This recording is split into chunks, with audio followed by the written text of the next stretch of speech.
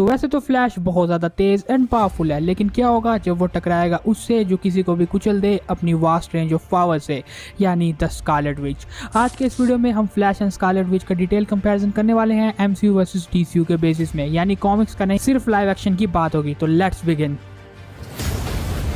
Chaos magic, ये वो magic है जिसे मार्वल सिनेमैटिक यूनिवर्स का सबसे पावरफुल मैजिक बताया जाता है, इवन एस्कार्डियन मैजिक से भी ज़्यादा पावरफुल।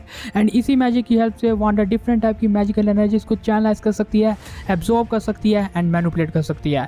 वांडा के पास टेलीकिनेसिस, टेलीपैथिक पावर्स है जिनका यूज वो बहुत आराम से कर सकती है। इसके पास रियलिटी रैपिंग एबिलिटी है जिसकी हेल्प से इसने अपनी खुद की एक रियलिटी तक बना ली थी। एंड इसके अलावा वांडा के पास hex magic, illusion casting, energy manipulation, astral projection and और भी कई पावर्स है। वांडा अपनी टेलीपैथिक एंड टेलीकिनेसिस पावर से वकांडा में बड़ी मशीन्स को डिस्ट्रॉय कर पाई है एंड 6 इन्फिनिटी स्टोन के रेडिएशन को आराम से डिफेंड कर पाई थी अपने केओस मैजिक की हेल्प से। आप सोच ही सकते हो कि जो बंदी थानोस का इतना बुरा हाल कर सकती है, उसकी डबल एज स्वॉर्ड को तोड़ सकती है, वो कितनी पावरफुल होगी।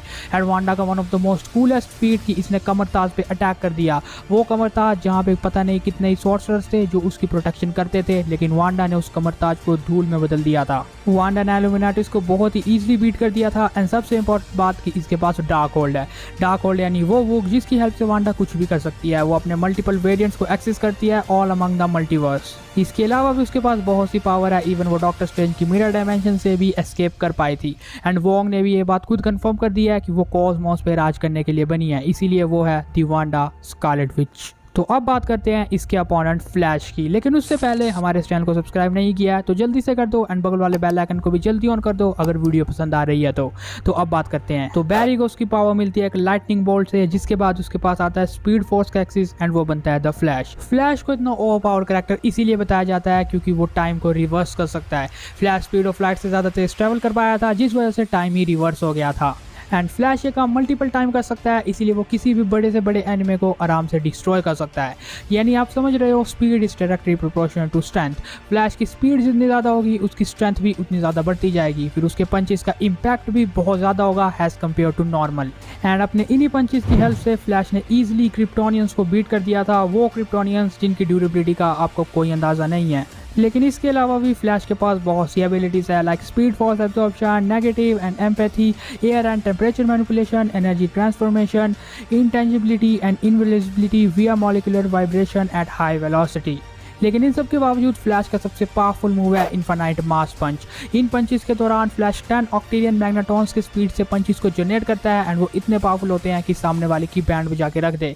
मतलब इतने पावरफुल पंचेस अगर इतने ज़्यादा वो क्रिएट करेगा तो आप सोच सकते हो कि फ्लैश की स्पीड एंड पंचेस का क्या ही मुकाबला रह जाएगा।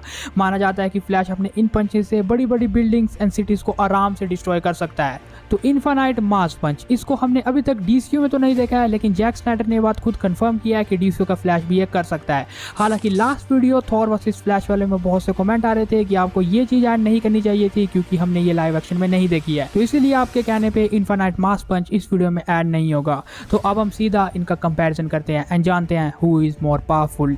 तो वैसे तो कंपैरिजन करने के बहुत से रूल्स है, like strength, durability, speed and reflexes, but हम इन सब पॉइंट्स को डिस्कस नहीं करेंगे क्योंकि हमें भी पता है कि इनमें पॉइंट्स मिलने का कोई फायदा नहीं होता, क्योंकि लास्ट में किसके बैटल जीतने के चांसेस है ये उस बात पर डिपेंड करता है कि इन दोनों कैरेक्टर्स के अटैक्स एक दूसरे के ऊपर वर्क करने वाले हैं या नहीं। तो हम सीधा उसको ही डिस्कस करते हैं। तो सबसे पहले अगर हम वांडा की बात करते हैं तो अगर वो एक भी अटैक डिलीवर कर पाए फ्लैश के ऊपर अपने केओस मैजिक का, तो उसके जीतने के ज्यादा चांसेस है, क्योंकि फ्लैश की ड्यूरेबिलिटी उतनी खास नहीं है। इसलिए जनरल जोन ने सिर्फ एक पंच में उसे नॉकआउट कर दिया था एंड इवन एक पैराडीमन ने भी इतने आराम से उसे हरा दिया था। लेकिन क्या ऐसा हो सकता है? बिल्कुल भी नहीं। क्यों? क्योंकि फ्लैश के पास सुपर स्पीड है। फ्लैश इतना ज्यादा तेज है कि वांडा उसे देख भी नहीं पाएगी एंड इसीलिए अटैक डिलीवर करना तो बहुत दूर की बात रह जाती है। लेकिन अब अगर हम फ्लैश की बात करते हैं तो डेफिनेटली उसके अटैक्स का असर साफ दिखने वाला है वांडा के ऊपर, क्योंकि फ्लैश इतना तेज हो जाएगा कि वांडा के आगे पीछे कुछ ही सेकंड्स में पहुंच जाए, वांडा को ये बात पता ही नहीं चलेगी। एंड सबसे इंपॉर्टेंट बात यह है कि वांडा को अपने हैंड को मूव कराने की जरूरत है ताकि वो केओस मैजिक को परफॉर्म कर पाए एंड अपने आप को प्रोटेक्ट कर पाए या प्रोटेक्टिव फील्ड्स जनरेट कर पाए। लेकिन अगर फ्लैश उसके सामने है तो वो टाइम उसे नहीं मिलने वाला है। फ्लैश के सामने ये दुनिया बहुत स्लो चलती है, जो बात आपने भी देखी है। वांडा कोई भी अटैक करेगी, फ्लैश बहुत आराम से उससे बचते हुए वांडा के पास पहुंच जाएगा एंड वांडा को पंचेस टिका देगा। अगर हम इनफाइनाइट मास पंच को ऐड नहीं भी करते हैं तब भी वांडा के ऊपर इतने powerful punches I don't think कि वो सर्वाइव कर पाएगी, क्योंकि वांडा की ड्यूरेबिलिटी भी उतनी कमाल की नहीं है लाइक थॉर या कैप्टन मार्वल। जो लोग ये बोलते हैं कि इसने अमेरिका सैवेज के इस पंच को बहुत ईजिली सर्वाइव कर लिया था, वो अमेरिका सैवेज जो पोर्टल खोल सकती है एंड इसका इंपैक्ट कितना ज़्यादा है, बट आई डोंट थिंक ऐसा कुछ है, क्योंकि पोर्टल खोलने का इंपैक्ट भी हो सकता है ये। इसलिए जहाँ तक मुझे लगता है कि फ्लैश के स्पीड के साथ जब उसके पंचेस का इंपैक्ट वांडा के ऊपर पड़ेगा तो फ्लैश के जीतने के ज़्यादा चांसेस रहेंगे। तो ओवरऑल वांडा कंटिन्यूसली फ्लैश के ऊपर अटैक करने की कोशिश करेगी, बट फ्लैश आराम से उन सब अटैक से डॉज कर सकता है।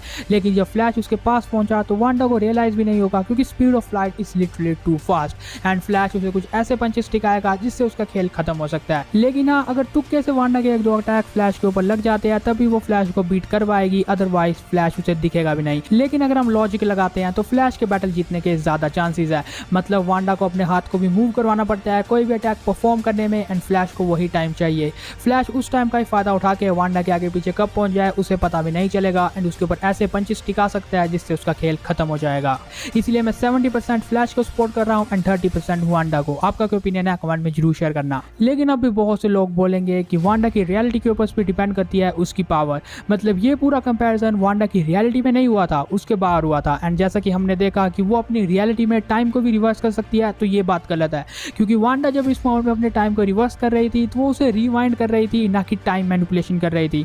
एक तरह से वो अपनी रियलिटी को फिर से लिख रही थी। आप बात समझ रहे हो? यानी कि वांडा ने उस टाइम टाइम मैनिपुलेशन नहीं किया था, उसने अपनी रियलिटी को चेंज कर दिया था एक न्यू रियलिटी में एंड उसे रीराइट किया था। तो ये कंफ्यूजन लेके मत बैठना कि उसने टाइम मैनिपुलेशन भी सीख लिया अपनी रियलिटी के अंदर। तो इसीलिए लास्ट में मेरे पर्सनल ओपिनियन में फ्लैश के बैटल जीतने के ज्यादा चांसेस है। खैर आपका क्या ओपिनियन है इस पूरे बैटल को लेके, हमें वो बात कमेंट में शेयर करके जरूर जाना।